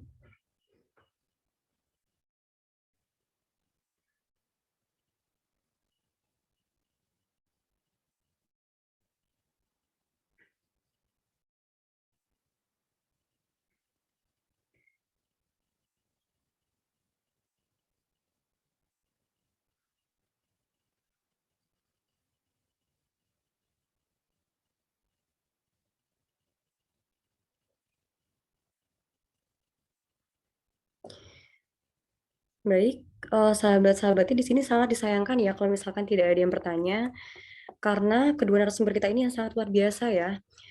Gus Romzi yang sangat terkenal ya. Kok di seluruh Indonesia itu tahu semuanya ya. Nggak apa-apa, Mbak Dengan Gus Melati Romzi, kalau apalagi sahabat Bung Arifin ya, wirausahawan yang sangat terkenal juga, yang sangat sukses seperti itu. Nah, baik, ini ada pertanyaan nih dari Ahmad Zir yang tadi tahlil. Kebanyakan bertanya juga nggak bagus. Itu kayak Bani Israel yang kebanyakan nanya ke Nabi. Bertanya, Mbak. Baik, ini ada pertanyaan nih dari Ahmad Munzir yang tadi tahlil ya. Mohon maaf, mau bertanya dengan Gus Romzi Ahmad, karena begitu banyaknya aktivitas dan pekerjaannya, apa goals yang belum pernah dicapai dan bagaimana caranya untuk meraihnya? Terima kasih. Seperti itu Gus Romzi dari pertanyaan Ahmad Munzir. Kami persilahkan. Goals yang belum tercapai. Saya itu bukan tipikal orang yang membangun mimpi. Saya tidak tahu kalau teman-teman bagaimana. Tapi saya tidak punya mimpi yang benar-benar ingin saya capai. Yang saya fokuskan adalah dari nafas ke nafas, dari ke hari ke hari. Saya pastikan ada kebaikan yang saya lakukan. Itu udah. Saya tuh hidup untuk hari ini ya, bukan hidup untuk masa depan. Some people mungkin benar-benar apa ya, nabung untuk suatu hari bisa bikin rumah. Saya tidak melakukan itu. Beberapa orang mungkin mengumpulkan energi sebesar-besarnya untuk misalnya 20-30 hari lagi mau melakukan apa gitu. Saya bukan tipikal orang yang melakukan itu. Saya benar-benar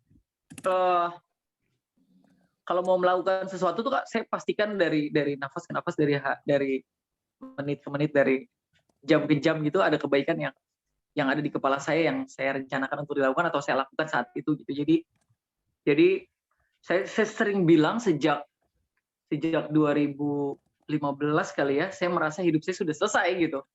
Saya enggak sih, selesai banget di 2018. Cita-cita saya jadi guru. Akhirnya saya jadi guru. Cita-cita saya jadi kepala sekolah. Akhirnya saya bikin kepala sekolah dan saya jadi kepala sekolah sendiri. Saya sekarang udah bisa mencat dan mengangkat 9 kepala sekolah mungkin ya. Jadi kalau kaitannya sama cita-cita, karena cita-cita saya sebatas menjadi guru, jadi saya juga udah mencapai itu. Goals berikutnya adalah menikahi perempuan yang saya cintai gitu ya. 11 tahun berusaha mencari restu, akhirnya saya sudah menikahi dan udah selesai juga gitu. Kalau goals yang belum tercapai apa? Saya nggak ada goals besar gitu. I really don't have any dreams to reach gitu ya, yang benar-benar kemudian di hari ini bikin saya gundah terus gitu. Saya juga berharap sih teman-teman sama gitu. Jadi kalau kita punya mimpi besar itu problemnya jadi masalah ya. Kayak misalnya gini, Aizul Islam wal Muslimin itu pas kapan sih gitu? Islam itu dianggap, Islam dan Muslimin itu dianggap menang itu pas kapan sih? Kan kita bingung ya jawabnya. Rasulullah juga diutus untuk memperbaiki akhlak manusia, untuk memastikan manusia beribadah kepada yang menciptakannya. Nggak ada goals besar gitu. Itu harus membuat negara Islam misalnya gitu ya. Kalau saya punya visi itu mungkin saya belum bisa tenang hidupnya sebelum negara Islam berdiri gitu. Tapi saya juga tidak punya mimpi itu kan. Itu mimpinya Hizbut Tahrir. Jadi personally saya tidak punya mimpi-mimpi besar yang perlu saya capai. Saya mulai menghadirkan hal-hal kecil dalam diri saya gitu. Jadi bahwa kebaikan-kebaikan kecil itu kalau dilakukan secara optimal dan terus-menerus itu sama besarnya dengan kebaikan besar gitu. Atau bisa jadi malah jauh lebih baik karena dilakukan terus-menerus. Jadi alih-alih saya terpenjara dengan mimpi-mimpi besar saya lebih suka menjadi pribadi merdeka yang melakukan kebaikan-kebaikan bukan karena saya mengumpulkan banyak gitu ya, tapi ya saya benar-benar melakukan terus-menerus aja gitu. Ada sih bayangan kita punya, saya rencananya mau punya pesantren pilar negeri gitu ya. Kita mau punya program pesantren pilar negeri, membangun pesantren-pesantren di wilayah 3T gitu, terdepan, terluar, tertinggal gitu ya. Tapi itu bukan mimpi, itu yang saya lakukan dari hari ke hari gitu. Jadi hari ini misalnya saya udah punya pesantren di perbatasan dengan Malaysia gitu ya, saya punya di Kapuas Hulu. Saya juga udah mulai punya tanah di beberapa daerah di wilayah Indonesia Timur, saya mau upayakan untuk ke sana gitu. Jadi saya lebih begitu gitu cara hidupnya. Saya nggak tahu teman-teman ya, mungkin teman-teman punya cita-cita mau keluar negeri gitu. Saya dulu tidak punya mimpi buat keluar negeri deh. Biasa saja ya, tapi saya punya curiosity, rasa penasaran itu ada. Tapi yang saya lakukan adalah mempersiapkan diri. Saya belajar bahasa Inggris dengan baik. Saya bikin paspor, padahal saya nggak tahu saya mau kemana. Saya bikin paspor aja dulu. Terus tiba-tiba dapat tawaran untuk keluar negeri. Akhirnya, paspornya udah punya nih gitu. Saya cuma mau tahu aja bikin paspor kayak gimana waktu itu. Jadi teman-teman bisa melakukan hal yang sama, tapi teman-teman juga bisa you live by goals gitu, atau you live by dreams gitu, by your dreams. You may have your own scenario to reach your dreams, tapi make sure from day to day, jangan sampai kamu malah jadi terpenjara sama mimpi kamu, akhirnya kamu nggak bisa lebih reflektif ke hal-hal yang lebih kecil gitu. mencoba menghargai hal-hal sederhana, capaian-capaian sederhana yang kamu lakukan. Jadi jangan fokus sama hal-hal besar. Mungkin bayangan kamu mimpi saya misalnya jadi anggota DPR RI atau jadi wakil presiden gitulah, atau presiden atau menteri gitu. Saya nggak punya mimpi sama sekali ke sana. Saya cuma maunya dari hari ke hari saya tetap bisa melakukan kebaikan-kebaikan. Dan kebaikan berbuah kebaikan yang lebih besar kan gitu ya Melati ya. Jadi saya merasa apa yang saya dapatkan hari ini tuh dari tradisi fokus pada hal-hal kecil tapi itu berbuah kebaikan gitu. Saya coba ini nih, saya pernah nulis ini ya, saya pernah jadi status juga, saya nggak tahu teman-teman follow saya apa enggak, tapi kalau enggak saya bacain ini. Saat muda kita hidup dari dekade ke dekade, dari tahun ke tahun. Pada akhir perjalanan hidup kita nanti kita mulai fokus pada satu nafas, lalu ke nafas berikutnya hingga kita bertemu nafas terakhir. Mimpi kita anak muda hari ini pasti tinggi. Hanya capaian besar yang dihargai sebagai prestasi. Hal ini seringkali membuat kita abai dan lupa pada karya-karya kecil yang sebenarnya juga berharga. Sepertinya kita juga perlu memberikan atensi pada hal-hal yang dianggap biasa. Belajar menikmati capaian-capaian yang mungkin tidak berbuah riuh tepuk tangan kerabat dan tetangga. Harapannya adalah di nafas-nafas terakhir nanti kita bisa bersyukur untuk hal-hal yang sederhana. Kita akan tetap bahagia meski kebaikan yang kita berikan hanya sebatas senyum tulus kepada keluarga. Ini status yang saya bikin dan ini juga hasil refleksi panjang. Teman-teman mungkin bisa lihat nanti di Instagram saya dan menurut saya itu sih. Saya nggak tahu ya kalau Mas Arifin punya cara pandang berbeda dalam hidup gitu. Sebagai pengusaha kan dia goals-nya mau scale up perusahaan gitu ya. Kalau saya makan guru ngaji, jadi mungkin Mas Arifin bisa ngasih perspektif yang lebih baik dari sudut pandang membangun mimpi. Silakan Mas Arifin. Kadang kita bercita-cita dan bermimpi aja masih takut, Gus. Iya.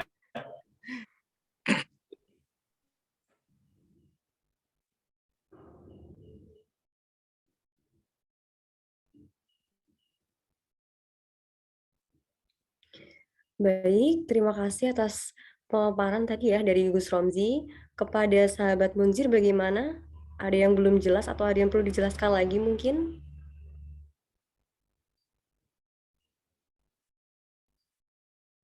Sepertinya sahabat Munzirnya kemana ya?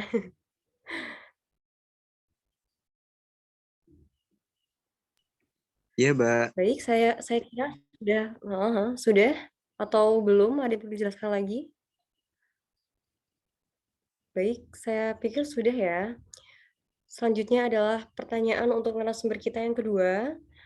Untuk sahabat Arifin, bagaimana cara meyakinkan diri bahwa passion yang kita lakukan adalah hal yang layak untuk dilakukan?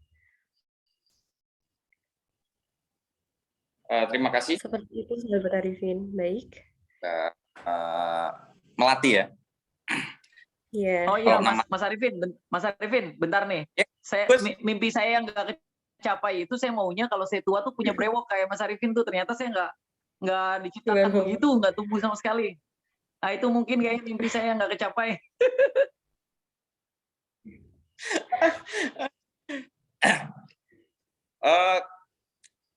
Sekarang udah banyak, Gus, obat-obat penumbuh bewok kok, Gus.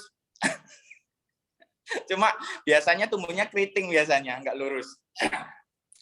Nah, terima kasih Mbak Melati terkait pertanyaan tadi, meyakinkan diri terhadap passion ya. Nah, meyakinkan diri ini saya pikir tidak bisa teman-teman langsung menentukan, oh passion saya A, passion saya B, passion saya C. Teman-teman tadi saya sedikit menyampaikan, teman-teman di fase menjadi struktural dan menjadi mahasiswa, selamilah pengetahuan sebanyak-banyaknya, sahabat-sahabat, sampai pada titik sahabat-sahabat ini bisa menentukan passion apa yang mau dijalur. Atau karena bagi saya, tujuan menjadi pengusaha, menjadi politisi, menjadi intelektual, menjadi apapun bagi saya itu instrumen saja, Mbak Melati. Itu bukan menjadi tujuan. Saya sering diskusi, Gus, dengan Mas Maulana. Saya pikir kaya itu bukan tujuan, kaya itu alat saja bagi saya. Saya sering bicara tentang hal yang pasti di wirausaha itu adalah kerugian, Mbak. Hal yang pasti dan hal yang tersulit bagi pengusaha itu adalah menjadi kaya. Tapi bagi saya kaya itu menjadi ujian tersendiri. Jadi pada titik akhirnya saya menyimpulkan bahwa kaya itu bukan tujuan, kaya itu adalah instrumen. Kaya itu adalah instrumen yang harus kita gunakan dan harus kita konversi menjadi sesuatu yang lebih baik istilahnya. Nah, tadi sedikit menyinggung terhadap cita-cita dan yang lain-lain. Mungkin dulu itu pas jadi mahasiswa, awal-awal mahasiswa, pasca maba, pasca PPAD, ya kayak cita-cita kita merubah dunia lah kira-kira kan. Tapi setelah meranjak menjadi pengurus besar, sudah menjadi suami yang masih, walaupun belum terlalu lama saya menjadi suami, baru setengah tahun, cita-cita itu semakin realistis. Mungkin 10 tahun, 20 tahun yang akan datang, cita-cita itu akan lebih terfokus pada satu atau dua titik atau istilah Gus Romzi dari fase nafas ke nafas yang lain. Tapi bagaimanapun bagi saya yang tidak boleh hilang di kita itu adalah harapan. Harapan yang dimana kita tetap harus melakukan yang terbaik yang bisa kita lakukan. Kalau pertanyaannya pertanyaan tadi sangat sederhana bahwa bagaimana kita meyakinkan passion kita, meyakinkan diri terhadap passion kita, sebelum sampai meyakinkan itu geluti semua. Di masa fase sampai menjadi struktural dan fase mana sampai masih menjadi mahasiswa. Itu. Setelah itu akhirnya sahabat-sahabat bisa menentukan passion yang betul-betul yang bisa betul-betul menjadi passion sahabat-sahabat. Walaupun banyak orang beberapa sampel menemukan passion itu di umur-umur 30, 40 dan yang lain. Tapi masa pencarian itu juga bagian dari hal yang harus dilalui dan harus dinikmati. Mungkin itu Mbak siapa Melati ya. Saya maaf kalau nama-nama Kopri memang sering lupa saya. Baik Mas. Baik ya sahabat-sahabat, sekedar info bahwa sahabat Mu'arifin ini perwakilan dari PBPMI yang kemarin itu ikut melantik ya PCPMI Jepara. Dan ketika saya pertama kali bertemu dengan sahabat Mu'arifin dalam kongres saat itu, beliau sangat luar biasa sekali ya dalam bidang wirausaha. Nah, mungkin bisa tadi dicatat ya kontaknya, boleh tanya-tanya lebih lanjut seperti itu dalam bidang berwirausaha. Terima kasih sahabat Arifin. Untuk yang selanjutnya adalah pertanyaan untuk Gus Romzi.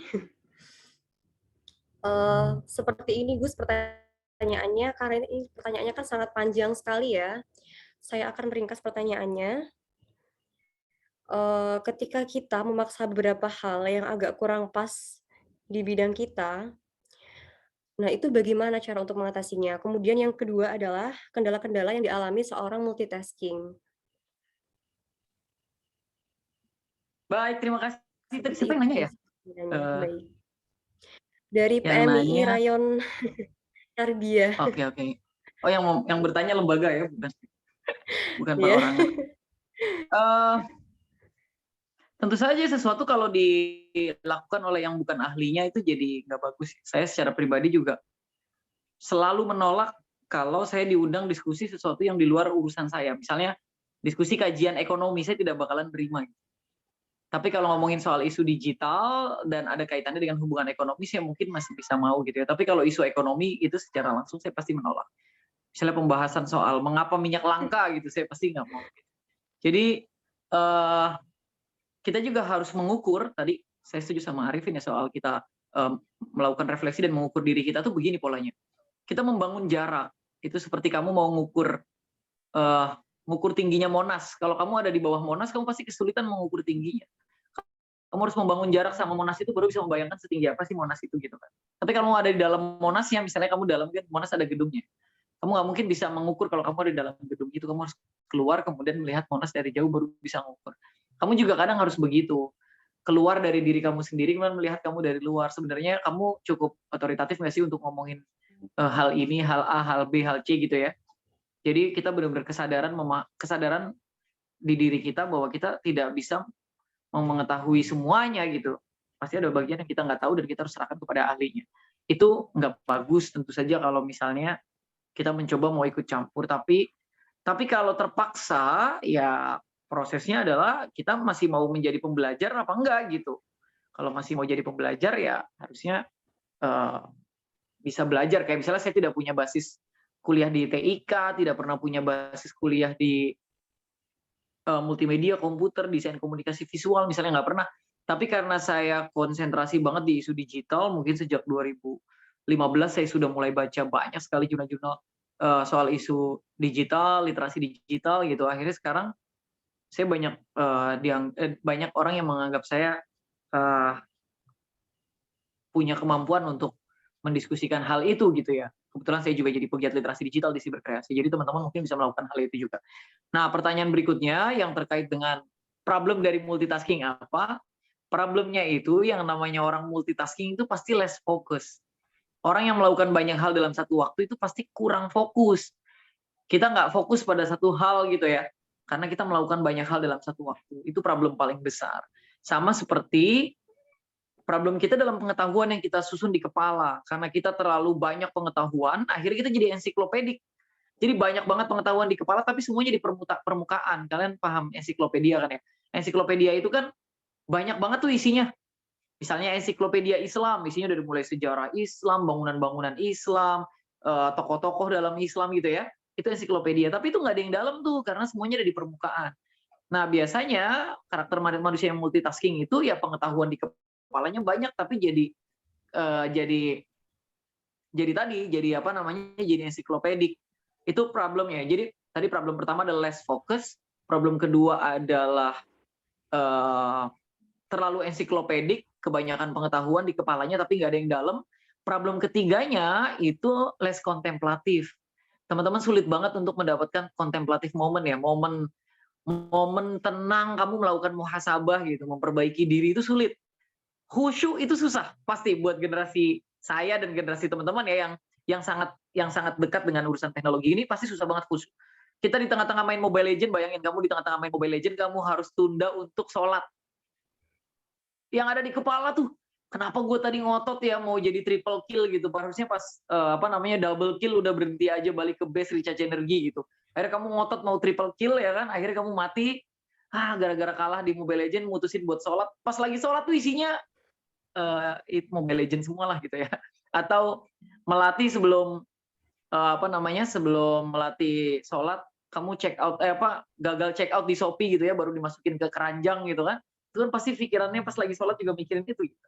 Kita tuh jadi less kontemplatif. Kita nggak punya momen-momen untuk berkontemplasi, untuk kholwat ya, seperti yang dilakukan Nabi, menghindari kebisingan kehidupan sosial di Mekah, kemudian memilih ke Gua Hiro dan merenung di sana gitu ya, menghadirkan Tuhan di sana gitu.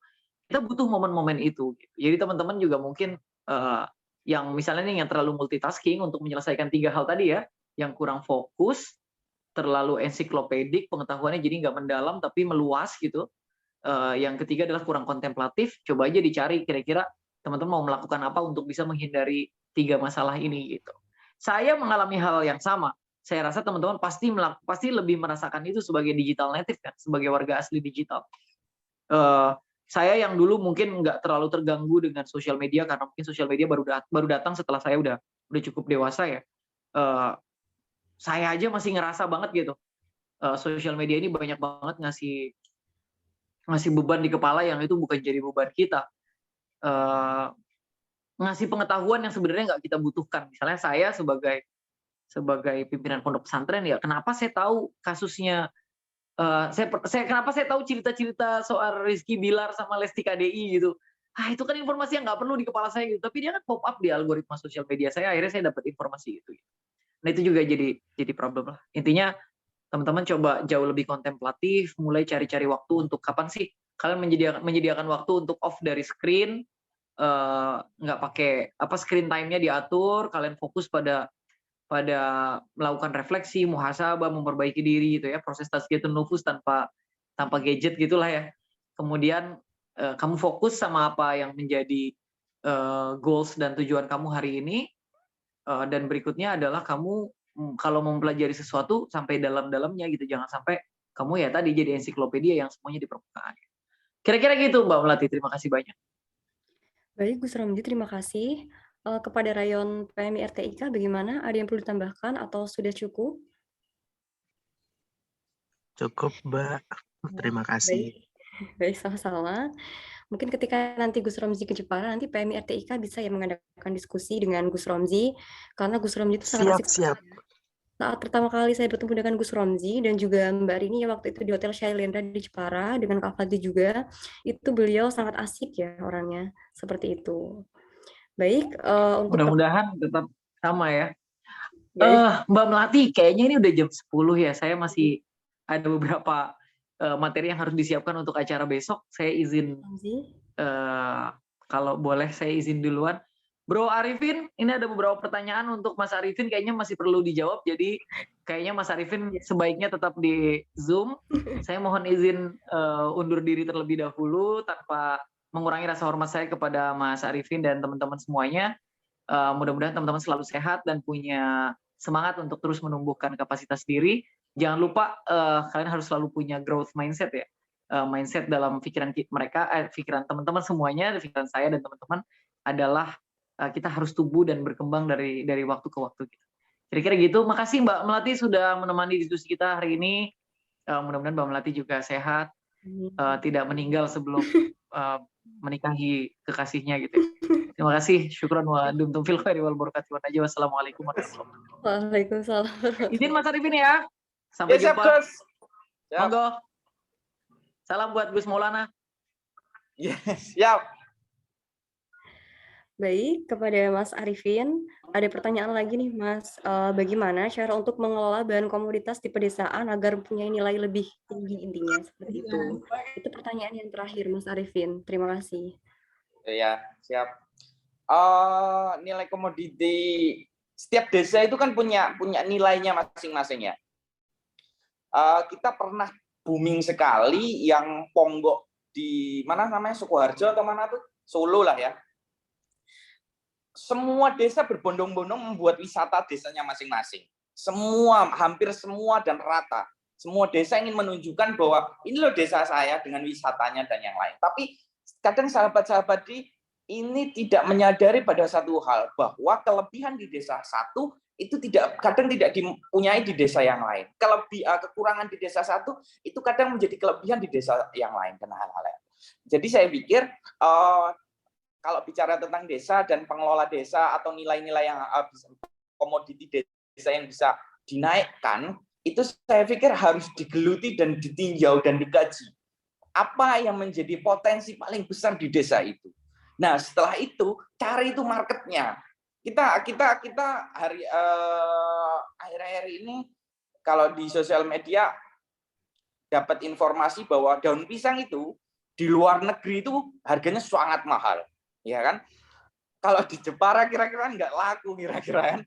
Siapa yang mau beli daun pisang itu kan kira-kira. Nah, maksud saya kadang kita itu mau menjual sesuatu atau menaikkan nilai komoditas di sesuatu daerah, kita sudah istilah orang Jawa itu aras-arasan dulu.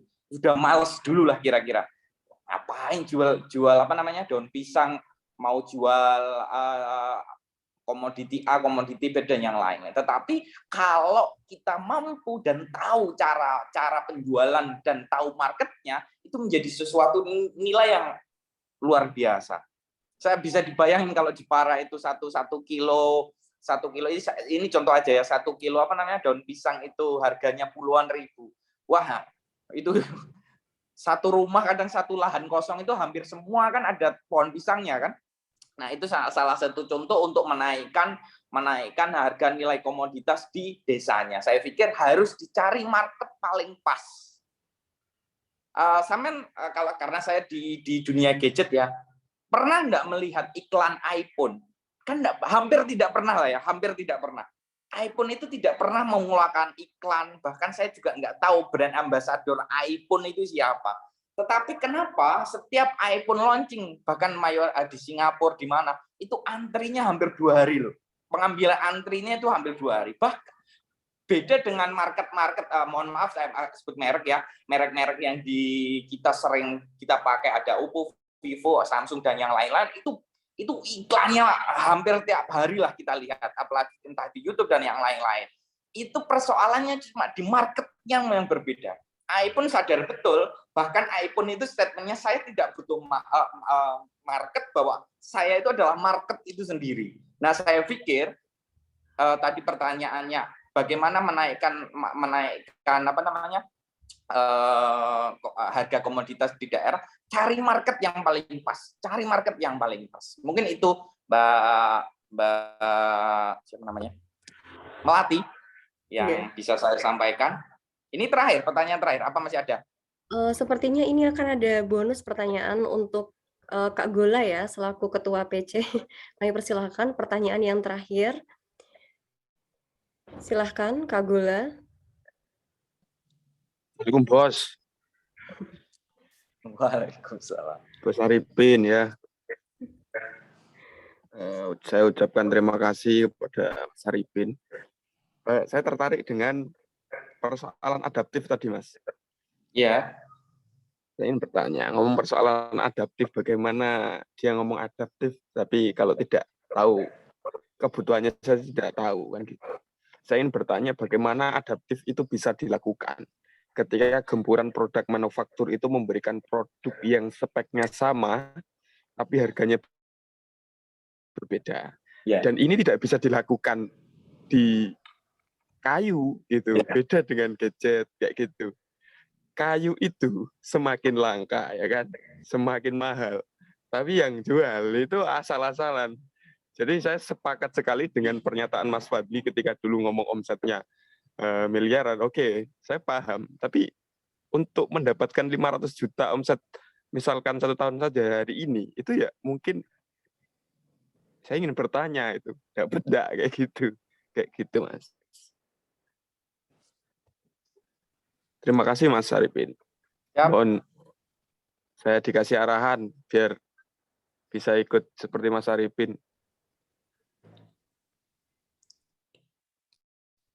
Ya, saya langsung izin Mbak Melati, saya izin langsung menjawab pertanyaan Ketua Umum PMI Jepara ini. Zaman itu kan tadi saya menyampaikan, zaman itu bergerak begitu cepat, Ketua. Mungkin dulu sampean bisa menjual furniture itu di website. Hari ini masuk di era marketplace. Itu semua akan berubah sesuai zamannya masing-masing. Nah, saya pikir tapi yang tidak akan bisa berubah itu kalau kita punya nilai. Kalau istilah tadi saya menggunakan istilah iPhone, saya tidak butuh market, tapi market yang butuh saya, atau saya itu adalah market itu sendiri. Nah, saya tahu betul hari ini itu di dunia perdagangan itu yang harusnya HPP-nya aja 1 juta, nggak mungkin kita jualnya itu 600, 700. Ya rugi pasti kita, itulah istilahnya. Nah, tetapi bahwa saya lihat tadi saat Gus Romzi itu memaparkan profil pertama materi itu, profil dirinya begitu banyak dan begitu lengkap, atau tadi istilahnya Mbak Melati itu siapa sih kader Kopri itu yang tidak kenal Gus Romzi dan yang lain-lain. Itu bukan sesuatu yang bim salah bim abracadabra, itu enggak seperti itu. Itu tidak tiba-tiba langsung, itu enggak. Tetapi ada branding yang harus dijaga dan ada branding yang harus ditata. Saya pikir mungkin salah satunya mungkin kita kalah harga. Karena kadang yang jual harga murah itu nggak punya barang, karena dia cuma istilahnya dropship, atau istilah orang dulu itu ya nyalo saja lah, kira-kira calo. Apa lu gada, apa lu mau gua ada, kira-kira itu. Nah, saya pikir ada nilai yang harus ditonjolkan dari produk sahabat-sahabat ini. Atau mungkin Mas Golam dan yang lain-lain. Saya pikir salah satunya bisa saja mungkin harga kalah, tetapi kualitasnya enggak kalah. Orang itu, Mas, mungkin orang 1-2 orang itu akan order di kita itu lewatnya marketplace, lewatnya di website, lewatnya kadang di Facebook dan yang lain-lain. Tetapi sadar nggak sadar bahwa realitanya adalah setelah saya order, seumpama saya seorder di Mas Golam dengan kualitas bagus dan yang lain-lain, circle saya jika pas ada obrolan ringan, saya kemarin beli apa namanya, kursi dan yang lain-lain, meja dan yang lain-lain, atau sedang berkunjung di tempat saya melihat kursi dan meja bagus, mayoritas mereka akan bertanya, beli di mana, dengan siapa, lokasinya mana, dan yang lain-lain. Nah, nilai itu yang kadang kita luput, bahwa menjaga kualitas itu juga sangat penting. Menjaga kualitas itu sangat penting. Selain juga kita harus membranding apa istilahnya, membranding perusahaan atau usaha kita lah ya. Kalau memang gempuran manufaktur HPP-nya naik lah pasti, apalagi hari ini. Saya tidak tahu ya kalau furniture itu PPN atau tidak. Mungkin itu Mas Olam, dan bisa kita obrolin lain waktu dengan ngopi-ngopi santai, yang dimana omset menurun, tuntutan kader-kader banyak dan harus banyak pengeluaran lah kira-kira kan. Saya juga pernah mengalami fase itu, tapi bahwa zaman itu memang harus bergerak, zaman itu bergerak, dan kita tidak bisa melawan zaman. Yang bisa kita lakukan adalah menyelami itu zaman dan survive terhadap zaman itu sendiri. Mungkin itu, karena itu pertanyaan terakhir Mbak Melati ya. Iya, Banyak salahnya, mohon maaf. Saya izin dan terima kasih kepada Ketua Cabang Gola, Ketua 2, dan Mbak Melati sebagai moderator. Mungkin cukup sekian dari saya. Banyak salahnya, mohon maaf. Tadi saya sudah menutup dengan salam. Baik, Mas. Terima kasih, Mas, atas pemaparannya, jawabannya. Baik, sahabat-sahabati, dikarenakan waktu telah habis, di sini saya mohon maaf dan mengucapkan terima kasih kepada penanya ya dari Mas Saiful Anam dan juga Effendi. Mungkin bisa bertemu di lain kesempatan. Acara yang terakhir adalah closing statement dari pemateri kita, sahabat Mu'arifin. Kepada beliau kami persilahkan.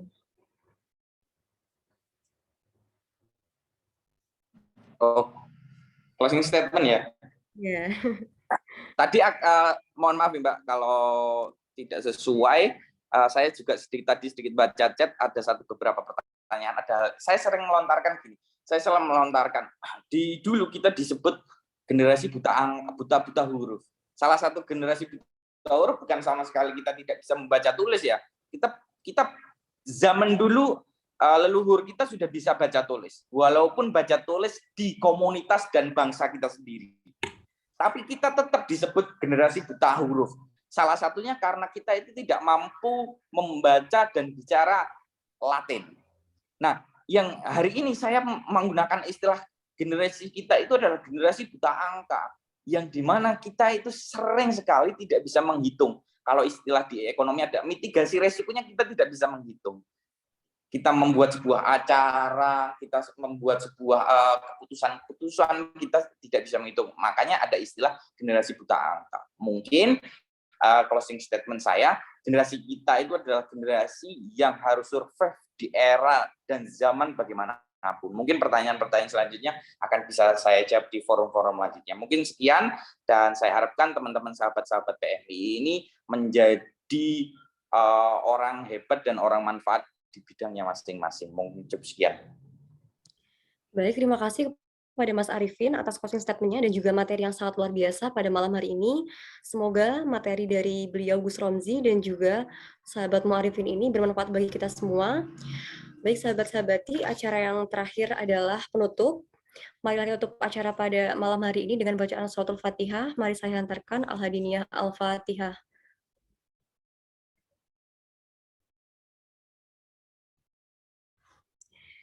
Terima kasih. Saya mengucapkan terima kasih kepada sahabat-sahabatnya yang telah meluangkan waktunya untuk bergabung dalam acara webinar pada malam hari ini. Saya Melati selaku moderator. Mohon maaf apabila terdapat salah kata maupun perbuatan. Wallahul muwaffiq ila aqwamit thoriq. Wassalamualaikum warahmatullahi wabarakatuh. Selamat menjalankan ibadah puasa.